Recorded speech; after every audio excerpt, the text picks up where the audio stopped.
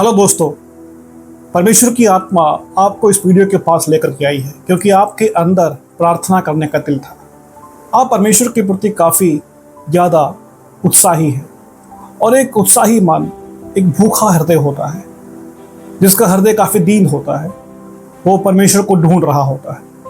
तो आप अपने रिश्ते को मजबूर करने की कोशिश कर रहे थे और इसीलिए आप वीडियो को सर्च कर रहे थे, या परमेश्वर आपको कुछ बात सिखाना चाहता है और यही कारण है कि आप इस वीडियो के पास पहुंचे हैं। मेरा आपसे निवेदन है कि इस वीडियो को आप इग्नोर मत करिए, इसको आप सुने, ध्यान से सुने।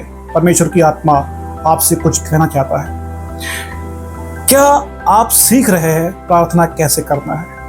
ये बहुत सारे लोगों का सवाल है। मैं एक कलीसिया का पास्टर हूँ और ऐसे विश्वासी जो नए होते हैं मुझसे पूछते हैं, पास्टर प्रार्थना कैसे करना है, प्रार्थना किस प्रकार से किया जाता है। बहुत लोग ऐसे होते हैं कि प्रार्थना को पहले लिख लेते हैं और जो लिखा हुआ है उसको ही वो बोलते रहते हैं।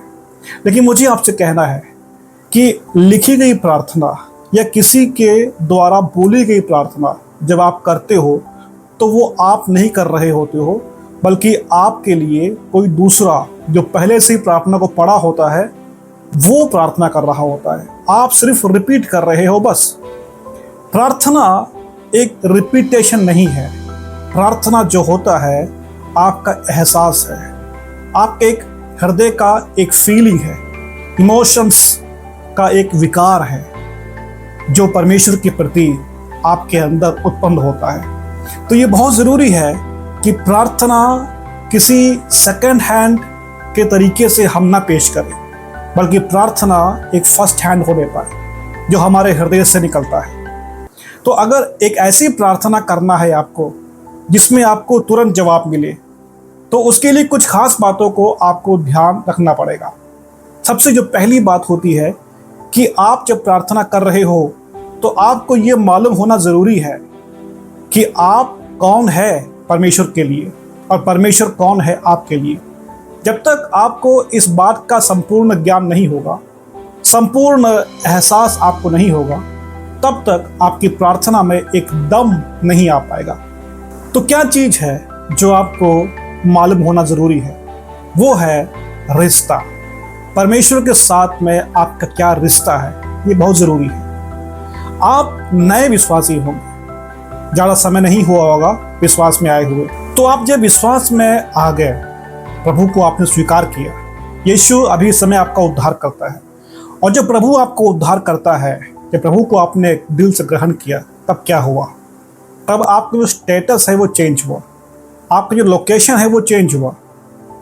तो क्या था आपका स्टेटस पहले? इफिसी की पत्री 2 अध्याय में लिख कर रखा है, उसका 1-2 आयत पढ़ेंगे तो वहाँ लिखा है कि आप पहले क्रोध की संतान थे और इस संसार की दुष्ट आत्मा आपको चला रहा था।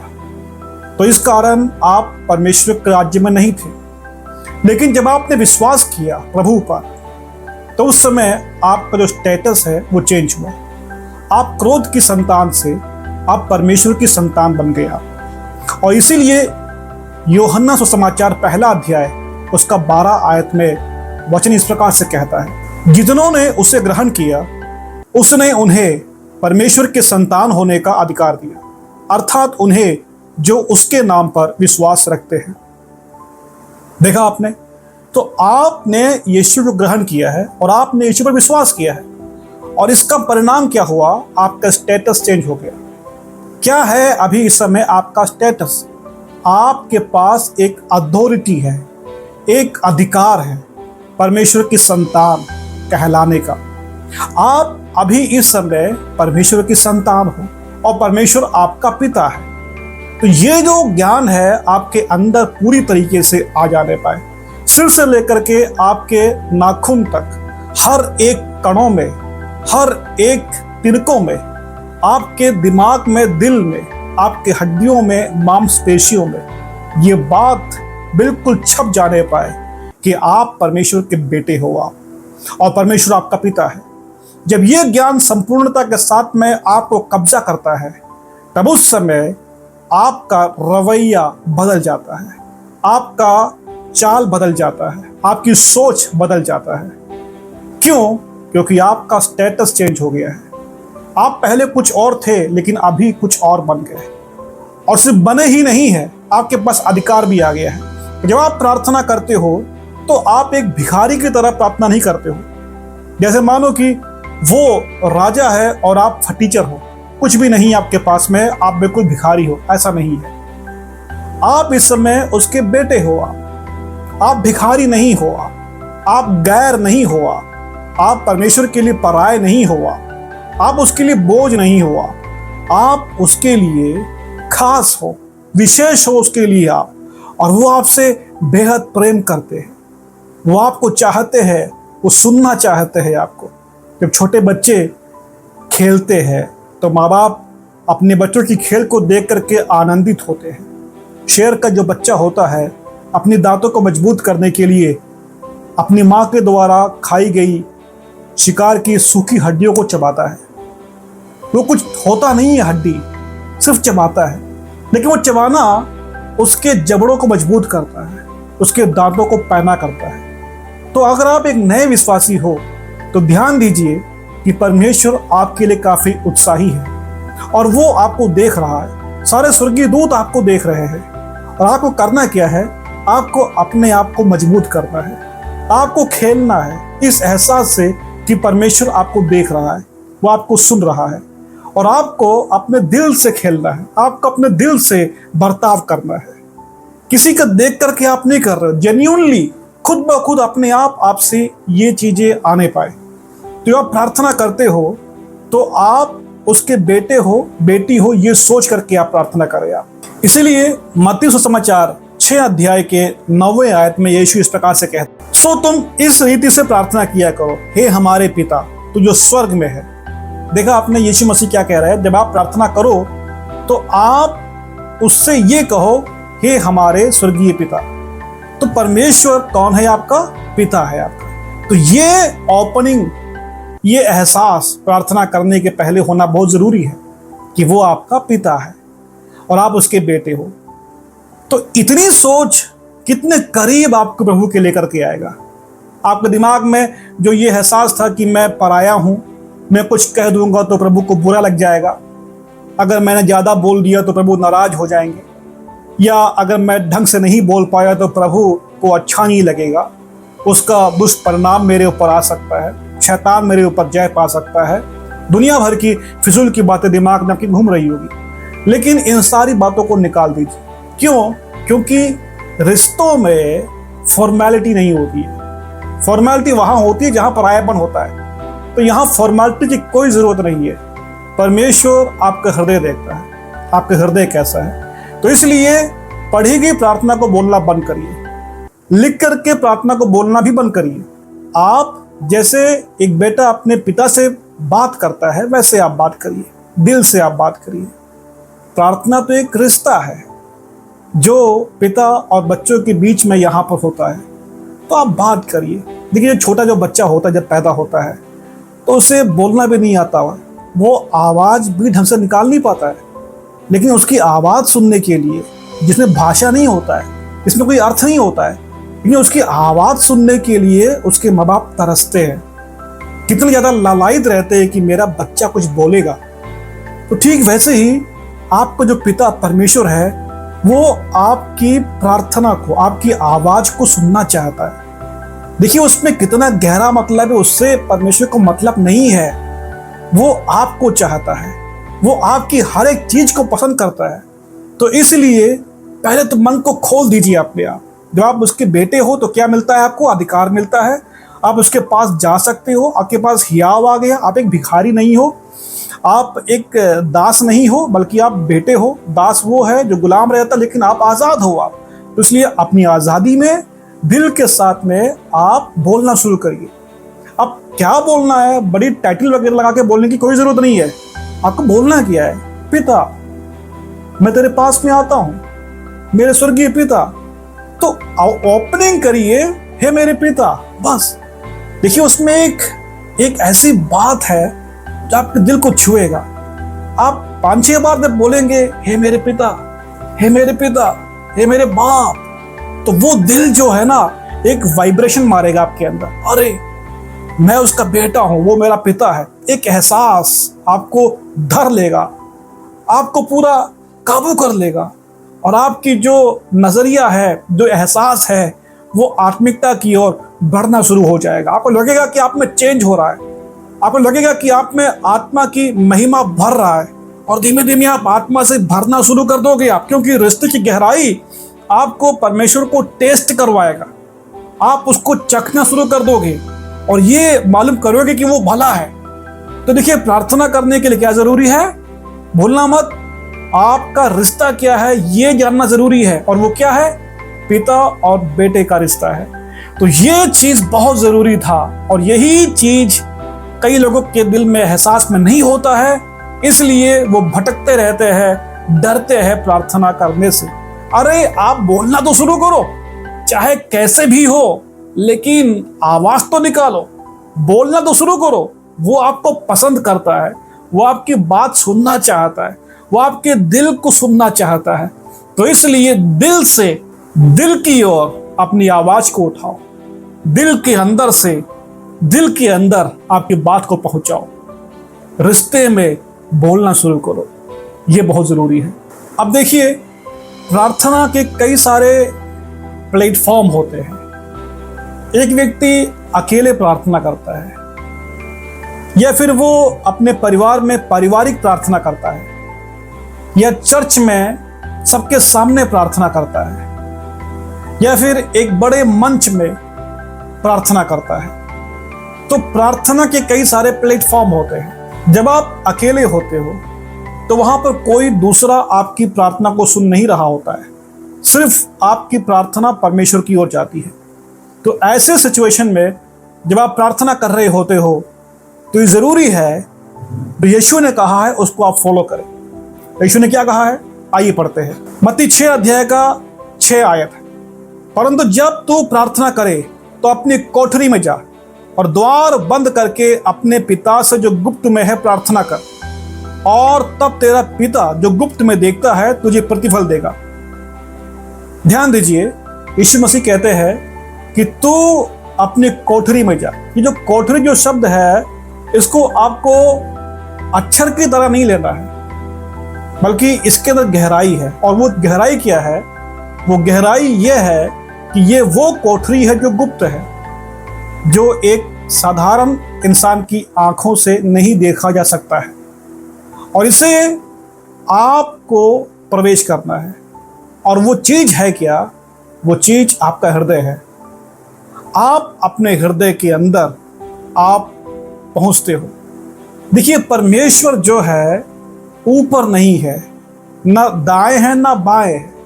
वैसे तो परमेश्वर सर्वव्यापी है, जहां भी आप सोचोगे किसी भी जगह के बारे में, वो हर जगह परमेश्वर है। लेकिन यहाँ पर रिलेशन में जब हम सोचते हैं तो परमेश्वर कहाँ पर है, ना वो ऊपर है, ना वो दाएं है, ना वो बाएं है। वो कहाँ पर है, वो आपके अंदर है, आपके हृदय के अंदर है वो।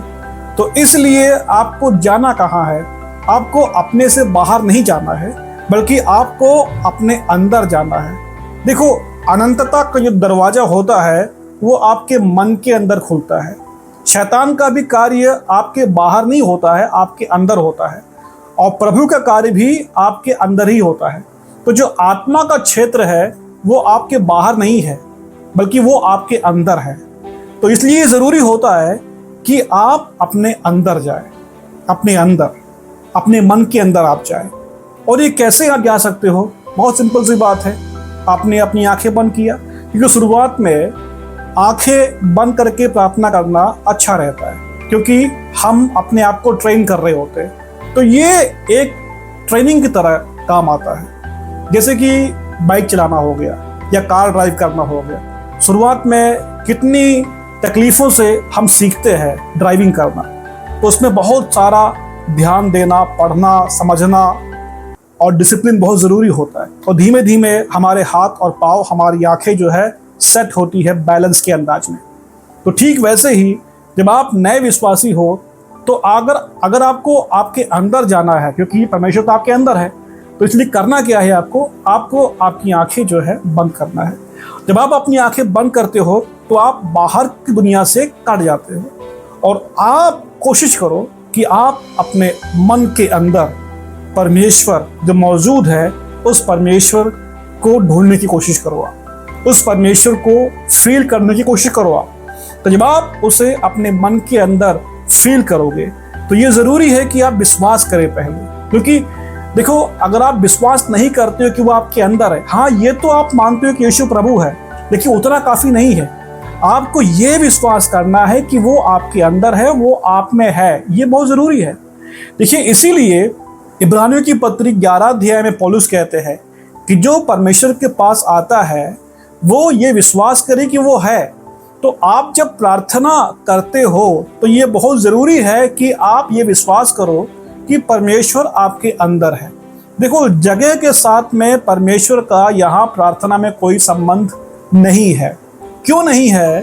क्योंकि यीशु ने इस प्रकार से बताया है कि वो समय आता है कि जब जो सच्चे आराधना करने वाले परमेश्वर के भक्त हैं वो ना ही यरूशलेम में और ना ही इस पहाड़ पर परमेश्वर की प्रार्थना करेंगे। तो जगह के संबंधी जो माहौल होता है आध्यात्म का, वो चीज पुराना है, पुराना नियम का है। जैसे यरूशलेम में परमेश्वर की शकीना उतर रही है तो वो जगह के साथ में बंधा हुआ था, लेकिन नए नियम के अंदर जगह के साथ नहीं बंधा है, आत्मा के साथ बंधा है। आपकी आत्मा में परमेश्वर है और इसलिए आपको जगह, आप कहीं पर भी हो, आप पलंग के ऊपर होंगे, आप चटाई के ऊपर होंगे, आप कुर्सी पर बैठे होंगे, आप शायद अंधेरे कमरे में होंगे या चर्च में होंगे या पहाड़ के ऊपर होंगे या ट्रेन में होंगे, आप कहाँ पर उससे मतलब नहीं है, लेकिन आपका ट्यूनिंग परमेश्वर के साथ में आपके अंदर होना जरूरी है। तो आत्मा के अंदर आप जाइए और आत्मा के अंदर आपके साथ परमेश्वर है ये विश्वास करिए। तो विश्वास करना जरूरी है। और विश्वास क्या होता है? विश्वास क्या होता है? देखिए सिंपल तरीके से मैं बोलता हूँ विश्वास का मतलब क्या होता है। विश्वास का जो इब्रानी शब्द है वो है अमन। कई बार आप जब प्रार्थना करते हो तो आखिरी में आप आमीन बोलते हो, और आमीन का मतलब क्या होता है? ऐसा ही हो, जो आपने बोला है वैसा ही हो। तो अब आमन शब्द का मतलब यानी कि जो विश्वास है उसका जो हिब्रू शब्द है अमन, उसका मतलब क्या है? प्रभु ने जो कहा है उसको आप मानते हो, उसको आप हाँ कर रहे हो, जो प्रभु की बात है उस पर आपने हाँ किया। तो विश्वास करने का मतलब क्या होता है? विश्वास करने का मतलब ये नहीं होता है कि 2 गज की दूरी पर सोने का मटका रखा हुआ है या फिर आपकी जिंदगी में बहुत अच्छा होने वाला है। देखिए ये सब विश्वास नहीं है। दुनिया के लोग भी ये सब बातें सोच सकते हैं, उम्मीद कर सकते हैं, लेकिन जब बाइबल के अंदर हम आते हैं तो विश्वास का मतलब होता है जो प्रभु ने कहा है उस पर हाँ करना होता है। अब प्रभु ने जो देखा है वो अनदेखा है हमारे लिए। तो जो अनदेखी बात है, किसकी बात? परमेश्वर की बात, जो प्रभु ने कहा है उसको हमने विश्वास किया, हमने उसको हाँ बोला, हाँ प्रभु जो आपने कहा है सही है, मैं मानता हूँ इस बात को मैं।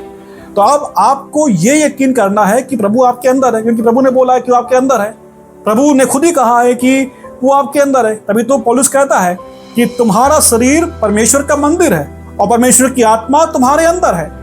तो परमेश्वर की आत्मा आपके अंदर है और आपको इसमें आमीन कहना है, अमन विश्वास करना है। जब आप ये विश्वास करते हो कि वो आपके अंदर है तो अपने गुप्त कोठरी के अंदर परमेश्वर पिता के साथ में आपका वार्तालाप होता है। और वो जो गुप्त में है, आपका परमेश्वर कहाँ पर है?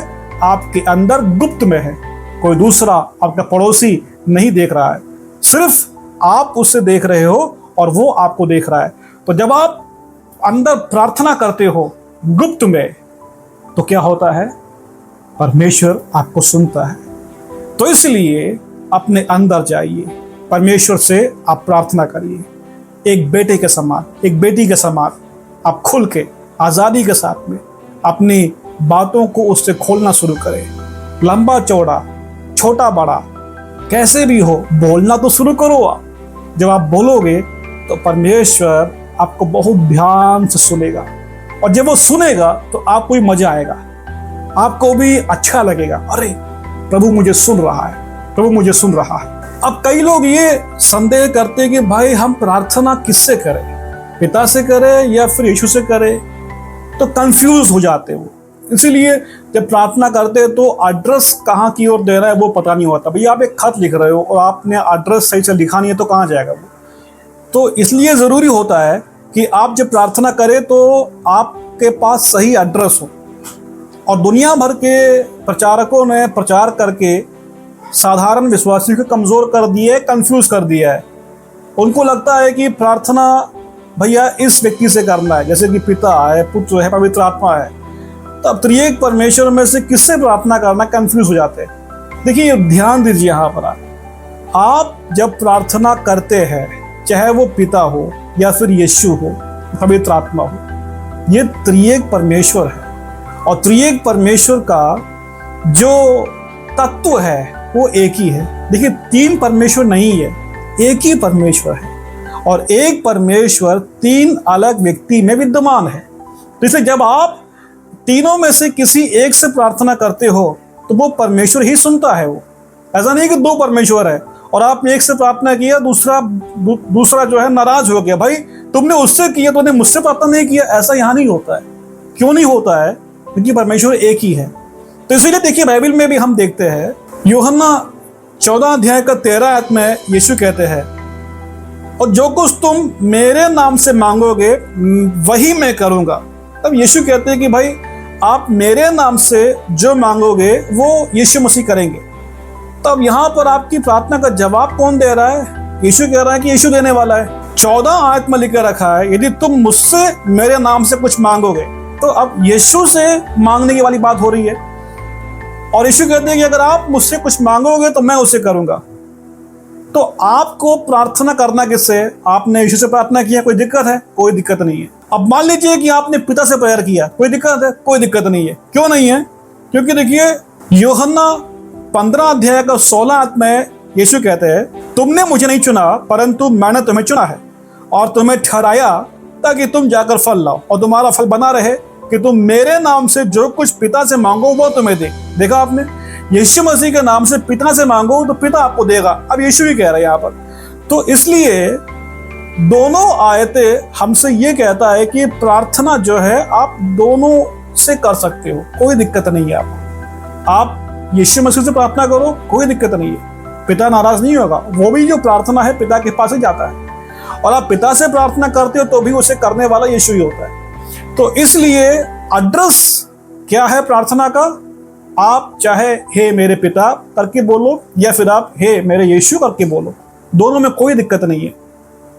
आपका दिल ट्यून हो बस परमेश्वर के साथ में। और अगर वो ट्यूनिंग है तो आप यीशु से प्रार्थना कर रहे हो, आप पिता से प्रार्थना कर रहे हो या फिर आप पवित्र आत्मा से प्रार्थना कर रहे हो, कोई दिक्कत नहीं है।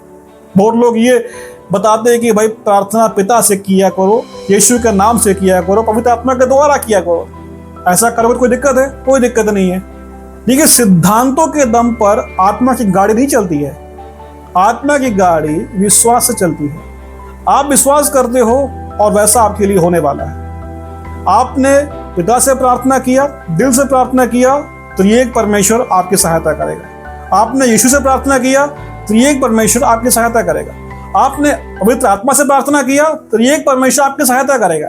तो इसलिए एड्रेस यहाँ पर क्या है? विश्वास के द्वारा अगर आपने परमेश्वर बोला, आपने यीशु बोला, या आपने परमेश्वर की आत्मा मेरी सहायता का, मैं कमजोर हूं, मैं परमेश्वर की आत्मा आपकी सहायता करेगा।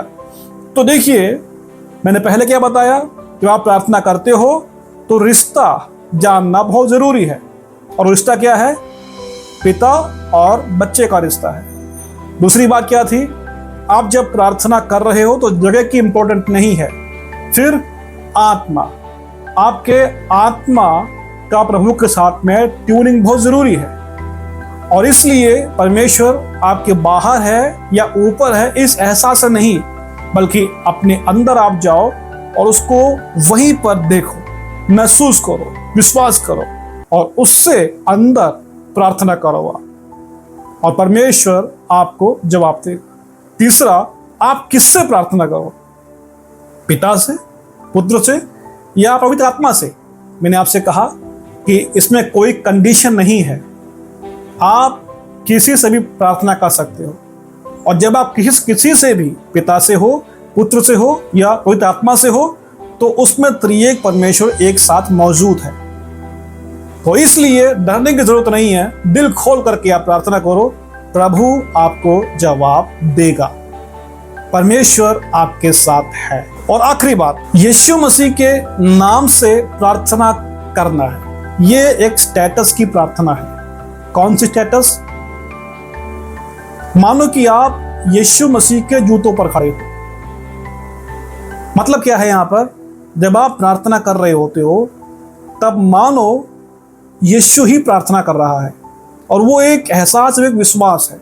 कैसे? भाई मैं तो उसका बेटा हूं, मैं तो उसकी बेटी हूं। आप जब ये विश्वास करते हो तो यीशु आप में है, और यीशु ही आपके अंदर मौजूद है। तभी तो बाइबल कहता है कि उसने हमें भय की आत्मा नहीं दी है, लेपालकपन की आत्मा दी, जिससे हम उससे हे अब्बा, हे पिता कहते हैं।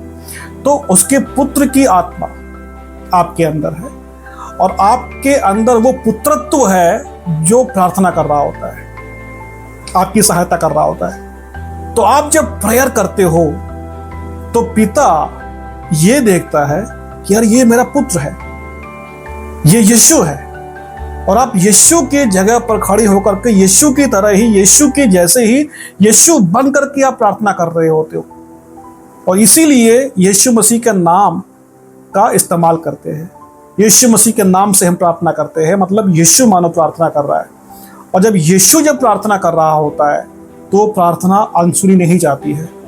तो परमेश्वर का पुत्र जब प्रार्थना करता है परमेश्वर से, तो परमेश्वर अपने नाम की महिमा के लिए अपने पुत्र की प्रार्थना को सुनता है। तो आप अपने अंदर एक स्टेटस को महसूस करिए, वो स्टेटस यीशु का है।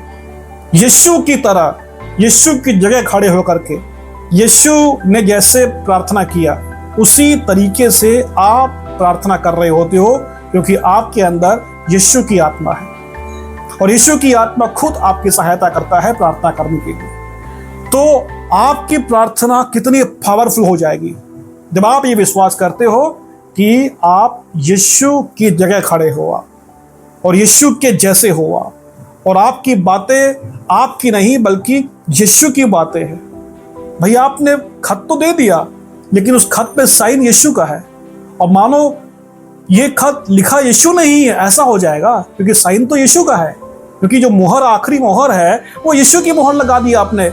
तो आपका जो पूरा का पूरा जो प्रार्थना है किसने किया?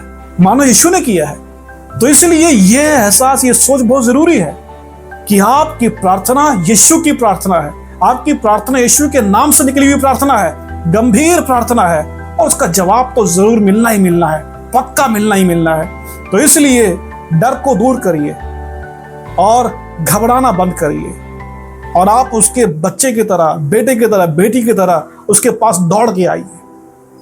रास्ता खुला हुआ है, हमेशा किसी भी टाइम पर 24 घंटे वो तैयार है आपके लिए।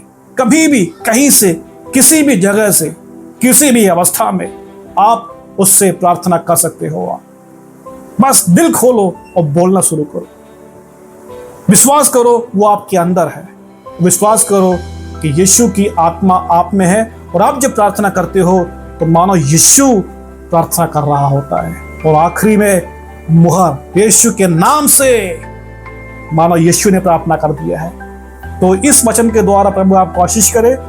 आपको अगर ये वीडियो अच्छा लगा तो मैं आपसे विनती करूंगा कि इसको लाइक करें और इसको शेयर करें, ताकि आपके ही जैसे हमारे भाई बहन प्रभु से ज़्यादा प्रेम कर सके, उसकी बातों को जान सके। और भी बहुत सारी बातें मैं आपको बताऊंगा। आपके कुछ सवाल है तो आप मुझसे पूछ सकते हैं कमेंट के माध्यम से।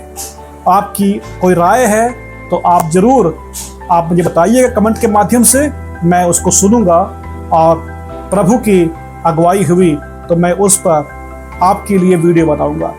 तो परमेश्वर आपको ब्लेस करे। मिलते हैं अगले वीडियो में। जय मसीह की।